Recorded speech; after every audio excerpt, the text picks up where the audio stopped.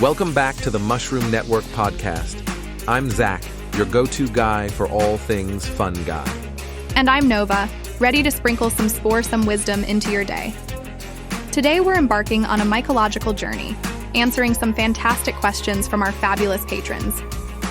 Speaking of delving deep, Nova, we've been immersing ourselves in the Spore Explorer Home Mycology Adventures Course lately, haven't we? It's been quite the journey, blending serious mycology education with some truly entertaining moments. Oh, absolutely.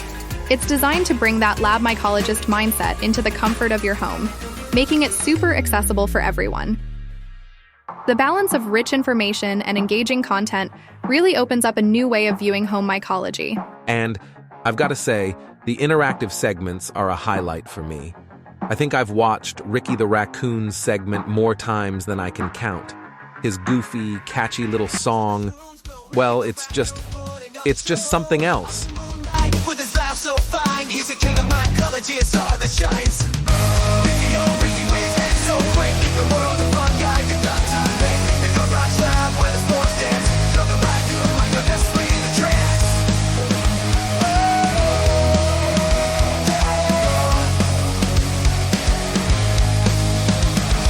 The content rolls and codes are so neat. Ricky's techniques, man, you can't beat me. Sterilizing tools with a bandage, flare in the world of fungi. He's a real bear. Yes, Ricky the Raccoon, our residential garage mycologist and trash panda, certainly brings a unique flavor to the course. It's all about learning while having fun. And speaking of fun, we're excited to announce... Oh, that's right. We've managed to secure a few free access passes to the Spore Explorer course exclusively for our patrons and Myco listeners. It's our way of saying thank you and giving a few lucky Myco listeners a chance to experience this truly unique and exciting journey with us. So stay tuned for how you can be one of those lucky patrons. And now, let's dive into those questions, Zach. All right, we're kicking it off with Myco Mike, who's curious. How long are gourmet mushrooms typically good for? And how can you tell when a mushroom is past its prime? That's a great starting point, Mike. Generally, fresh mushrooms are good for about a week or so in the fridge. However, it can vary.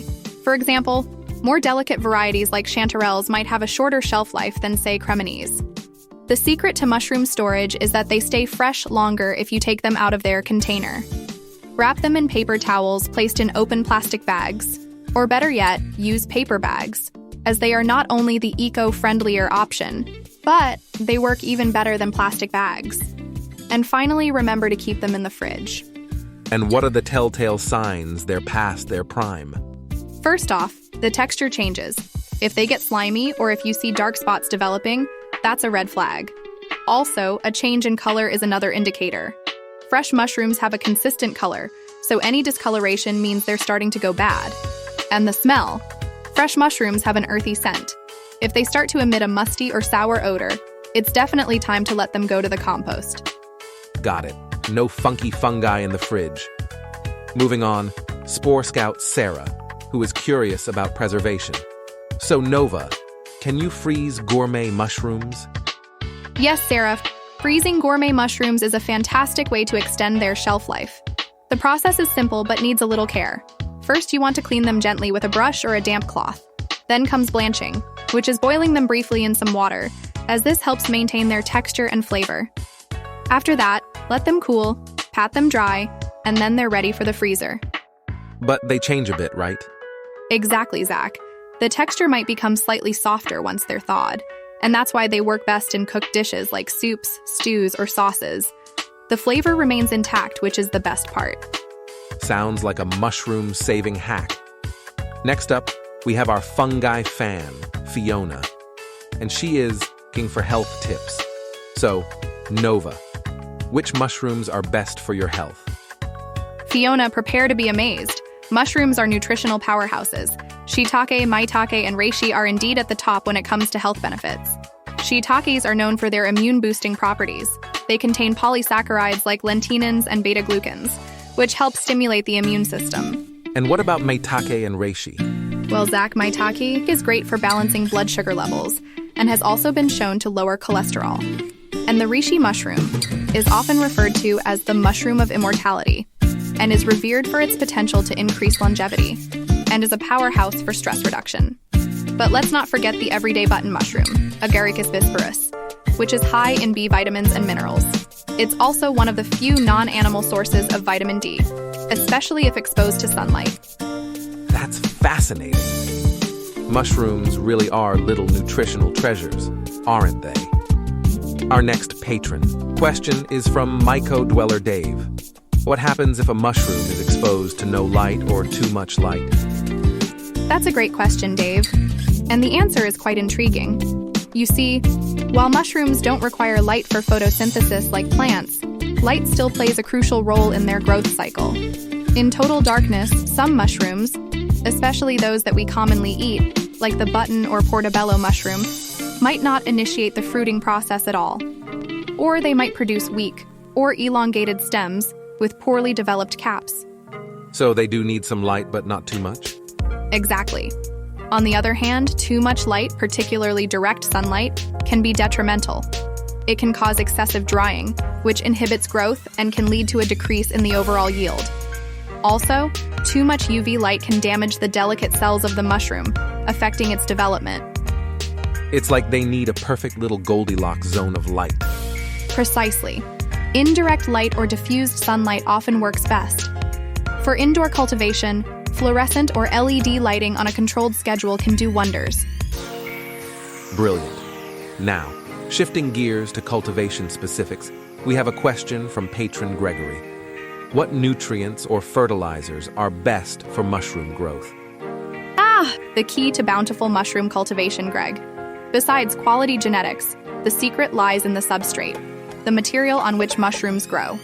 Different species thrive on different substrates, and understanding this is essential for successful cultivation. So it's not one size fits all? Not at all. For example, shiitake mushrooms prefer hardwood chips or logs as they mimic their natural environment. The wood provides lignin, which shiitakes break down and use as a food source. And what about other varieties? Well, Zach, we could do an entire episode, if not an entire series, on various substrate mixtures. So for example, oyster mushrooms are less picky and can grow on a variety of substrates. But straw is often preferred. It's easy for the mycelium to colonize and provides adequate nutrients. And for button mushrooms, rich compost is ideal. The compost needs to be well balanced, with both nitrogen-rich and carbon-rich materials, in order to provide a nutrient-dense medium for your mushrooms. It sounds like understanding the natural habitat and diet of each mushroom type is crucial. Absolutely, Zach. It's all about replicating their natural conditions as closely as possible. And remember, the cleaner the substrate, the better. Contamination is a mushroom grower's worst enemy, so hygiene and practicing good sterile tech is paramount. And here's a unique one from grafting guru Gail. Can mushrooms be grafted like some plants and trees? That's a fascinating question, Gail. In the realm of mycology, what we do is somewhat akin to grafting, but not quite the same. We call it strain fusion, or mycelial fusion. It involves taking different strains of mushroom mycelium and encouraging them to grow together. This process can result in new genetic combinations, potentially leading to mushrooms with unique characteristics, such as improved resilience, flavor, or growth rates. It's a bit like playing matchmaker in the fungal world. That's truly mind-blowing. Now, shifting gears to something I'm always excited to talk about. Food. Myco Chef Kayla wonders about our personal favorite mushroom dishes. Oh, Kayla, you've hit my soft spot. One of my all-time favorites has to be creamy portobello mushroom soup. Here's how you make it. Start with sautéing diced onions and garlic in butter until they're soft and fragrant. Then add thickly sliced portobello mushrooms and cook them until they're nicely browned and have released their spore-tacular juices. Then sprinkle a bit of flour to help slightly thicken the soup. Pour in your vegetable or chicken broth and let it simmer for a bit. In about 20 minutes or so, blend it until smooth. Then add a dash of cream for that luxurious texture.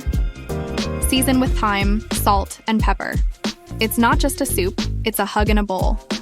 And let's not forget a sprinkle of love. That sounds divine, Nova. As for me, I'm a sucker for a classic mushroom and Swiss burger. It's simple, yet so satisfying. Here's the deal. Grill your mushrooms with a bit of olive oil, salt, and pepper until they're juicy and tender. Then, take your beef patty and cook it to your liking. Toast the buns lightly, and on one bun, stack your patty, a generous helping of grilled mushrooms, and a slice of Swiss cheese. The heat from the patty and mushrooms will melt the cheese, creating this gooey, delicious layer. Add a smear of Dijon mustard or mayonnaise, and you've got yourself a burger that's out of this world. And to really treat your taste buds, consider adding some caramelized onions, and why not some bacon too? Zach, you're making me hungry. Both of these dishes showcase just how versatile and delicious mushrooms can be. And the beauty of mushrooms is that they're not just tasty, they're also packed with nutrients. Exactly, Nova. It's incredible how mushrooms can elevate any dish, from the simple to the gourmet. And there is such a variety of mushrooms out there just waiting to be eaten. Speaking of variety, let's not forget about the paddy straw and lion's mane mushrooms. Each of these fungi offers something special to the culinary world. Oh, tell me more. I've been curious about those. Well, for starters, paddy straw mushrooms are fantastic in stir-fries. Their slightly earthy flavor pairs wonderfully with garlic, ginger, and soy sauce. Simply sauté them with your choice of vegetables and a dash of sesame oil for an Asian-inspired dish that's quick and bursting with flavor. That sounds delicious and easy to whip up on a busy weeknight. Absolutely. And then there's the lion's mane mushroom, which has a texture reminiscent of crab or lobster meat. One of my favorite ways to prepare it is by making lion's mane crab cakes. You shred the mushroom, mix it with breadcrumbs, a bit of mayonnaise, mustard, and spices, then pan fry until golden brown. Serve with a side of remoulade sauce for a vegetarian twist on a classic seafood dish. I'm amazed at how versatile mushrooms can be. It's like each type invites you into a new culinary adventure. Precisely, Zach. And we encourage our listeners to explore these and other mushrooms in their cooking. The possibilities are truly endless. And for our listeners, don't be afraid to experiment with different types of mushrooms in these recipes. Each variety brings its unique flavor and texture to the table. As we wrap up today's episode, we're thrilled to share some exciting news with all of you. Thanks to your incredible support, the Mushroom Network is growing. That's right. In the next few weeks and months, we'll be rolling out a ton of new content and features across our platforms. We've got major updates coming your way, and we couldn't be more excited. And here's something we're truly thrilled about. In our journey to spread the mycelium love, we're introducing an exclusive line of fashion merchandise. Picture this: unique t-shirts, stylish hats, bespoke mugs, and an exciting addition: jewelry. And that's just the start. All of this is brought to life by an incredibly talented and upcoming fashion designer. She's been working tirelessly, blending her unique talent and a deep love for fungi into creative works of art. Her designs aren't just clothing and accessories. They're a statement of passion, an expression of the fungal world through the lens of fashion. Her vision is something else, taking the intricate beauty of mycology and translating it into pieces you can wear. It's a way to show your love for the natural world in a fashion-forward manner.